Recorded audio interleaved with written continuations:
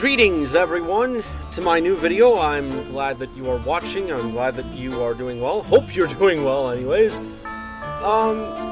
So we'll talk about the couple of things that I've been doing in regards to the past week. I have moved from the city of Agamo, Ethiopiana, to southern Zealandia, a pretty happy Wolcadian colony right now. Well, ex-Wolcadian colony, but we're only independent in name only. We're very much pro-Wolcadian. We don't want to be independent from Wolcadia. We want to be Wolcadian here. And it's the far south of Zealandia, very isolated environment. Very free people here. We're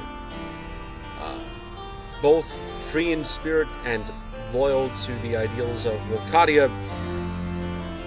And yeah, my move, of course, that email that was written from Emily Cauldron, I think that was her name, very much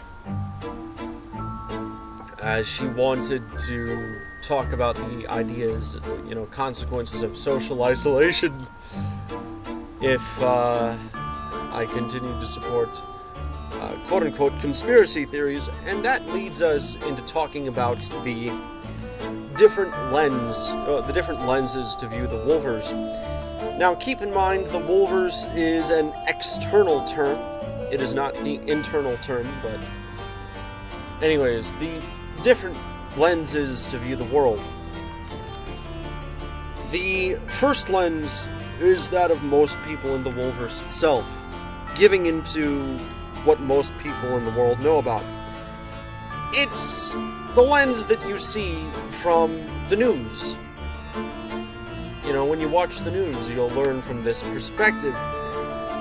It is a rather sterile political lens, very much subjective and devoid of truth. For this reason, I call this lens the sterile lens, as it is devoid of spirituality and truth. First perspective, first lens, sterile perspective, sterile lens. That is what you'll hear from now on. Now, the second lens is that of various truth seekers and higher-ups within governments. The barrier between the first and second lens is the pursuit of truth. You have to pursue truth genuinely, with the idea of finding out what's really going on, and without succumbing to actual conspiracy theories that are harmful. Here you'll learn about various secret societies, political factors, and you might entertain spirituality, but you're never going to come close to the actual depth of what's really going on. Even though you are genuinely searching the truth. You're taking a look at government documents, hidden documents, and all that stuff, looking through broken libraries and everything. For this reason, I call this lens the limited lens, because while it's filled with the pursuit of truth, it is not truly spiritual. The third and final lens comes only through divine revelation or demonic, total demonic possession. Here, there are much worse and greater secret societies. There are a bunch of hidden artifacts around the world. Magic actually does work.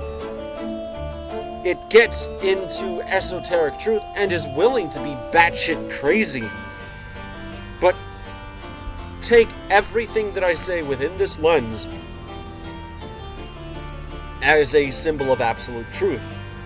For this reason, I call this the objective lens, as it tells the objective truth without bandaging and coddling the physical realm. So, that's the case, but also another thing. Reminder to take a look at Micah History's YouTube channel, my main channel, and my Nation Roleplay Discord server. Also, please leave a comment, for only those promoting blasphemy against the Lord will be shut down. Now, Hashem Echad, and on with the video! Following the collapse of the United States, a remnant government was set up in Virginia and some surrounding territories to represent the will of the American people who wish to continue their national identity. Although the overwhelming majority of Americans wished to remain within the state, a centralization process was enforced from Washington, D.C. to secure the country from Wolcottian influence. Although many farmers, yeomen, and former plantation owners wished to oppose centralization, those that tried were brutally put down by the American army. The final punishment of these rebels was a ban on the slave trade and the seizure of slave plantations, leading to a fully centralized United States to begin their attempts of national reclamation and, the complete removal of the Wolcottian threat. To do this, the United States had to push for American reunification efforts in foreign countries without getting too far on the radar, slowly waiting for a perfect time. The first major group of these was the Confederation, a revanchist and specifically Christian organization established in the lands of Dixie to fight for the rights of Christian minorities under the Thracian Kingdom. Members of the Confederation had various ideologies, levels of radicalization, and stances on the Washington government. But the majority simply wished to do away with the dominant Thracian government in the Kingdom of Dixie and had a favorable view on reunifying the United States, albeit under certain conditions of racial equality. Within Atlantica was the Patriot Party, which represented Americans within the Federal Republic. Although both of the two parties within Atlantica were socially conservative and staunchly democratic, the Patriot Party adopted the centralizing tendencies of the United States and was highly Christian in nature. Despite attempts to negotiate with each other, the Patriot Party of Atlantica was still Atlantic in its nature, highlighting the harmony between Gaucherians and Americans within the nation. To the south of the United States was the Republic of Varia, a nation originally founded as a Wolcottian tributary kingdom during the 1600s. Following independence from America, Varia had a period of religious and ideological conflict between Catholics, Thracians, and Protestants. Protestants within Varia established the Knights of the Golden Circle, a secret society bound to see Varia reunited with the United States to protect the influence of the Protestant Church. In the 1890s, the United States attempted to take its first strike on the Republic of Varia, waging war to forcibly bring victory for the Protestants and work on American reunification. However, that was their undoing. American atrocities committed against the Varian nation mobilized a group of fanatic Catholic guerrillas to storm down the American invaders, establishing Catholicism as the state religion of Varia and forcing a peace treaty with the United States. Although no actual American territory was taken, the people of the United States desired reform and wished to formally cement their centralization by establishing a new nation, giving all claims to the unified United States up, and establishing a sovereign republic under a new mindset. This republic was known as the Greater Virginia Republic, as its capital moved from Washington, D.C. to Richmond. To this day, many people consider this nation to be the Museum Republic, due to its focus on historical connections and preserving the legacy of the old United States without making pretenses of the atrocities they committed against Wilcadia. Essentially, the main idea is to move forward and establish a new nation while not giving up their old ties to America's history. Now, this is where the second perspective truly shows itself. Because the dissolution of the United States was only a ceremonial matter, something for the average American, or now Virginian, to look at with a renewed view of self-determination. However, the devil lies in the details.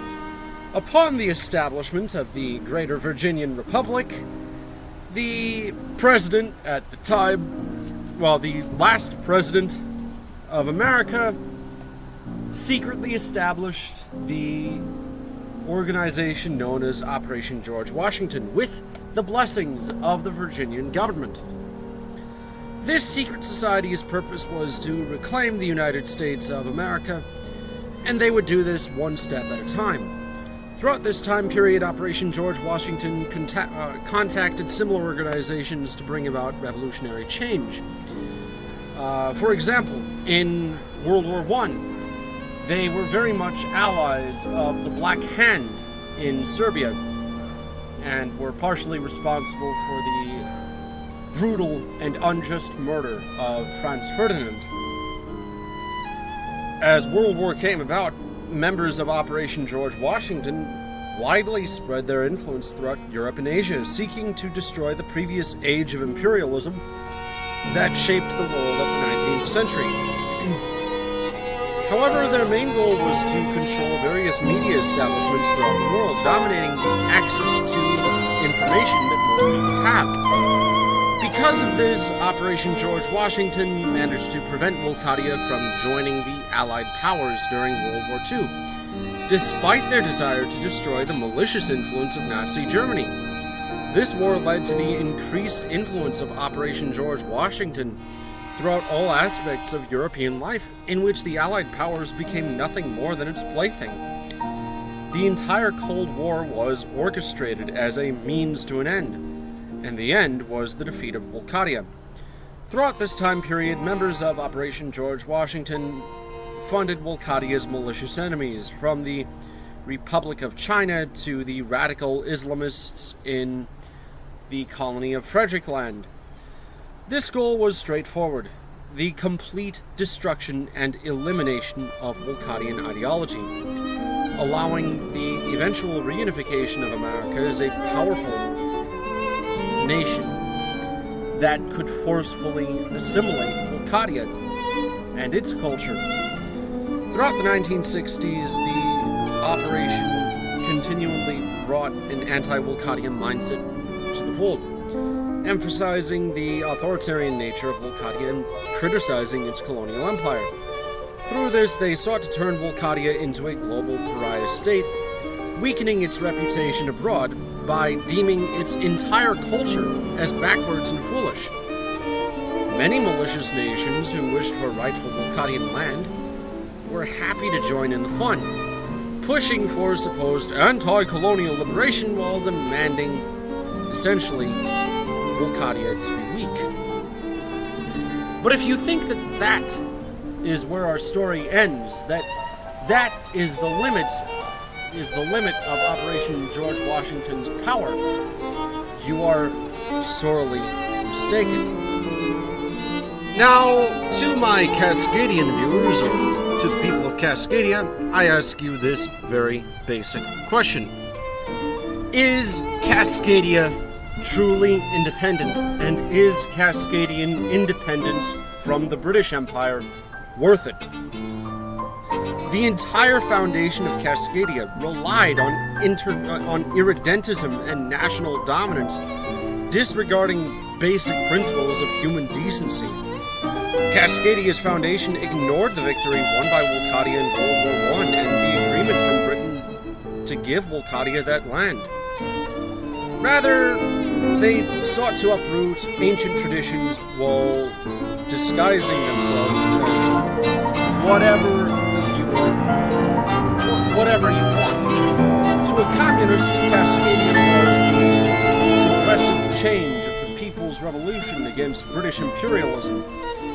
To a British imperialist, Cascadia is the continued dominance of British values in the American continent, a successor to the old United Kingdom. To a progressive Democrat, Cascadia is a force for progress and beneficial change throughout North America. Of course, Cascadia opposed imperialism for any nation except itself or those that it deems as liberating powers. Of course. Now, the Cascadians who believe that the conservative nature of their foundation prevents involvement with the Soviets disregards the social conservatism of the Soviet Union. That's right. The Soviet Union itself funded Cascadian independence movements, and the nation's Communist Party was instrumental in giving it the type of overconfidence that it has now. Without it, without their money supporting George Wallace, Cascadia wouldn't exist.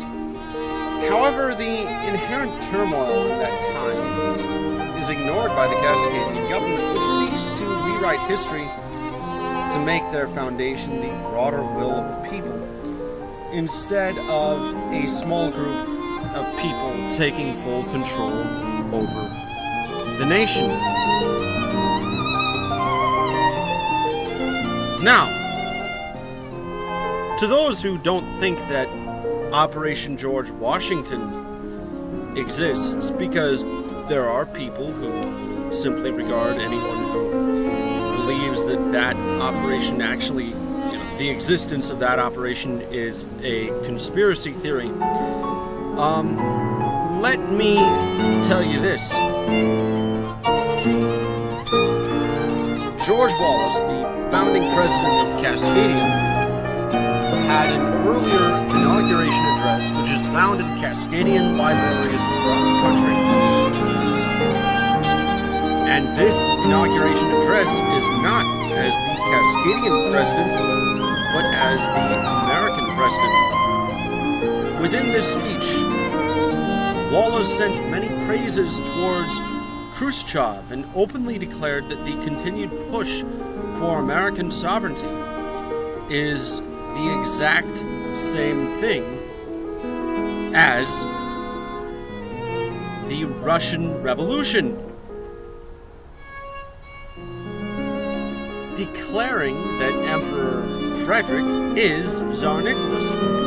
Now, is this not interesting that upon the Cascadian victory in Operation Lumberjack,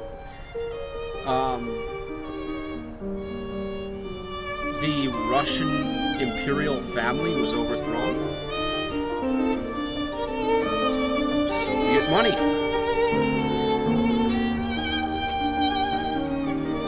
And yet, beyond this, the Cascadian government stated that it had no problem with the Wolcadian monarchy in and of itself.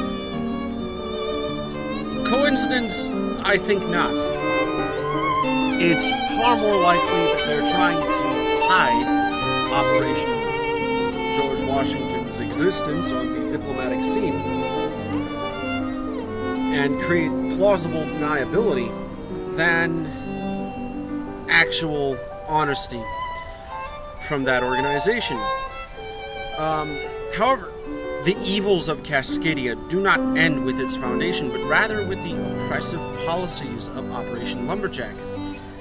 Cascadia is the only nation in the world to exist without a history, but instead a criminal record. Now, let's talk about the Heathern Farm incident. In the current discourse embraced by the mainstream, the Heathern Farm incident stands as Wolcadia's burden alone. However, should we not delve deeper into the truth? Let us scrutinize the evidence meticulously and cast aside previous notions. The complexity of this matter demands a thorough examination without bias or assumption. Only through a comprehensive analysis can the facts can the true culprit be uncovered. Now, let's first take a look at what the Cascadian government stated in their narrative.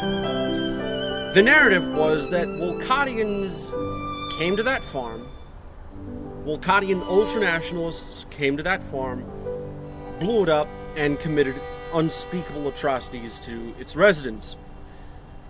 Now, you would think that that is enough to lay the whole situation to rest. Wolcadia is now at complete guilt. However, it is far more likely that in the exact same region by the border, that a serial killer, I think Kasparian or some, I forgot the name, but I know that conspiracy theory, serial killer is of an Armenian minority within Wolcadia. And that is how the Cascadians pretty much got rid of the Wolcadian response. They said, "Oh yeah, you think that that's the case? Of course you do, because you hate Armenians." Which, of course, raises many questions towards the Cascadian narrative. Now, let's go beyond and get to the actual case of who started it. It's important to state that the Cascadian Armed Forces was already preparing an offensive war against Wolcadia. An old slogan of the Cascadian military, one that began at the nation's foundation, was "To Japatalu and back." Japatalu, being the capital of Wolcadia, is an odd destination for a supposedly peaceful nation to enter, right? Even if Cascadia just wished for the reclamation of Arsland, they would have made a more appropriate slogan, such as "To Narsland and back," or, as the Cascadians called it, "To Columbia and back." However, this does not seem so. Slogans aside, the Cascadian Intelligence Agency, or CIA, has already engaged in false flag operations, such as the attempted bombing of a building in Brazil by supposed Thoracian extremists. These documents have been declassified by both the CIA and the Brazilian government, with a formal apology delivered to the nation following Operation Lumberjack. Furthermore, there have been no evidence of border crossings by either Wolcadian or Cascadian troops. And the border is heavily fortified. So, proper evidence should exist. However, no one has mentioned anything regarding a change in the border. Finally, let's talk about the United Nations. And what their whole thing was, there were neutral people from India, Pakistan, Australia, plenty of countries that were very much willing to help the United Nations in their investigation. However, the United Nations stated, This investigation is resolved. You need not enter. Why must you not enter? What is so bad about additional verification? Well, the concerns of Indian, Pakistani, Kenyan, Australian, Brazilian, and officials from around the world on the situation, united despite their common disagreements, were blocked. Now, let us now take a look at the whole story of the evil Wolcadian war criminal empire.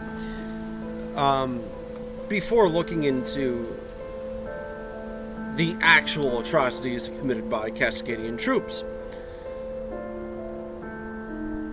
So, first of all, records from various towns in Cascadia that were under Wolcadian occupation report Wolcadian soldiers giving them food and water, often to their own detriment. The kindness of the Wolcadians was so apparent that a Cascadian mayor once stated that life under Wolcadian occupation was better than life before the war. And even some Cascadian sources admit this. Once Wolcadians were unable to secure this kindness, they left. Now, of course, there are and were some controversial deeds done by Wolcadian forces, including the planned rescue of various Cascadian children from war zones. Some people have stated that this was forced. And I can sort of agree. I can understand and see where they're coming from in regards to calling this whole thing a forced plan. But if you want to be honest regarding the whole Cascadian situation,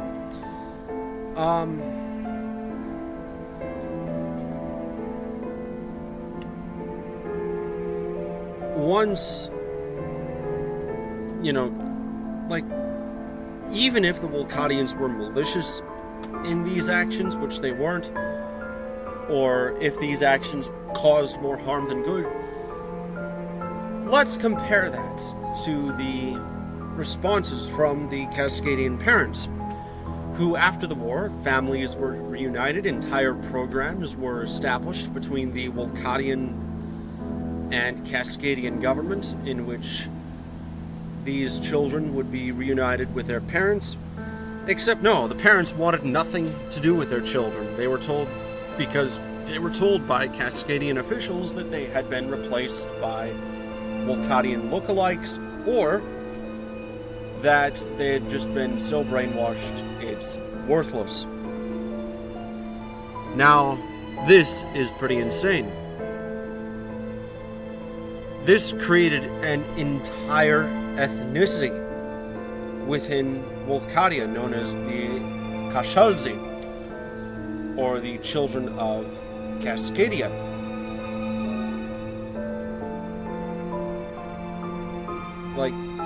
It's ridiculous. But now, let us take a look into actual Cascadian atrocities committed in the war. And to start with that, we shall begin by talking about the bombing of Serkov. So, the bombs were done. They were ricin bombs, chemical weapons attacks, and the poison claimed the lives of 300,000 innocent civilians, with half of them succumbing immediately and 200 more injured in its wake. In a callous escalation of brutality, Cascadian soldiers, under direct orders from the president, proceeded to ravage the countryside of Wolcadia, deliberately drying up water sources and triggering a man-made drought and famine that led to the agonizing deaths of 2,000 individuals due to severe thirst. Furthermore, a battalion led by the ruthless Michael Rifton, accompanied by zealous priests, descended on various small towns and rural estates in Volcadia with a sinister agenda. They coerced entire villages into converting to Christianity under the threat of unspeakable violence. Those who dared to resist faced horrific fates, including crucifixion or the grotesque punishment of being boiled alive in so-called holy water. Their remains callously fashioned into human rosaries as a macabre display of power and cruelty. Despite the horrifying gravity of these appalling atrocities, the international community turned a blind eye to the horrors unfolding in Volcadia. Instead, Cascadian forces were hailed as freedom fighters on a noble mission to liberate a purportedly oppressive regime. Volcadian accounts of Cascadian barbarism were dismissed as falsified propaganda, casting doubts on the authenticity of their harrowing tales and undermining the credibility of legitimate evidence presented to the world. The twisted narrative spun by international news networks painted a distorted picture, whitewashing the atrocities committed by Cascadia and perpetuating a narrative of justification and heroism where none existed. Now let us take a look at the design of the world that Cascadia intended. Now, if you look at their horrendous nature, and if you go beyond just the organization known as the Pope Innocent Battalion, you take a look at that and you realize, well, wait a minute. The Pope Innocent Battalion belongs to the Environmental Protection Agency.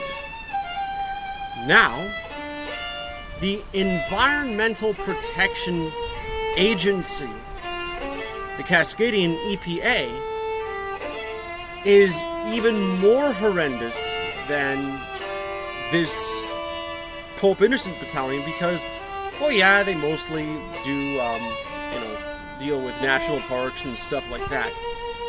They engage largely in the cover-up of their terrible atrocities. And if you want to learn about their leader, you will learn about a woman named Naomi Softberg. Who is she? Perhaps you may know her as a hippie, guru, and rock star, but going into her backstory reveals that she was not the working-class feminist that she claimed to be. Looking at her autobiography, you could see that in most editions nothing is wrong.